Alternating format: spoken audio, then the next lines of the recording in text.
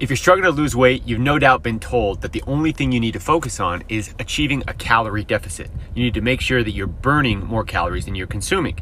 For a lot of people, it's much more complicated than that. And that's because the type of calories we consume affect the number of calories our body burns. First law of thermodynamics is that calorie intake minus calorie expenditure equals calories stored. A person who consumes 2,000 calories a day also burns 2,000 calories a day.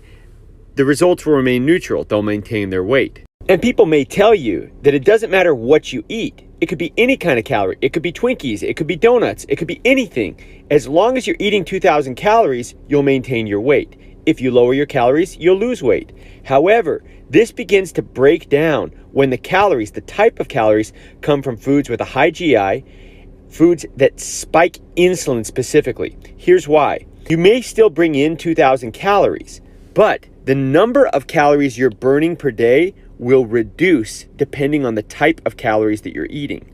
So even though you're eating 2,000 calories, if it comes from these types of foods, you're going to be burning fewer calories per day, and that means you're going to gain weight. Now, there was a study done on this that showed that the reduction in calories burned was as much as 300 calories a day, sometimes more, but this was roughly the average.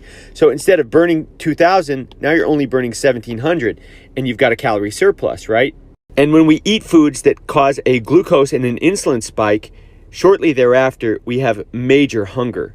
When you look at what these high GI foods that spike insulin levels do to the brain, the reward systems are similar to cocaine, heroin, and gambling. These foods that cause glucose and insulin spikes literally make us addicted to food. They make us hungry all the time. For those interested in reading more, you can look up the research. This is Dr. David Ludwig. It's on YouTube. It's called the Carbohydrate Insulin Model of Obesity.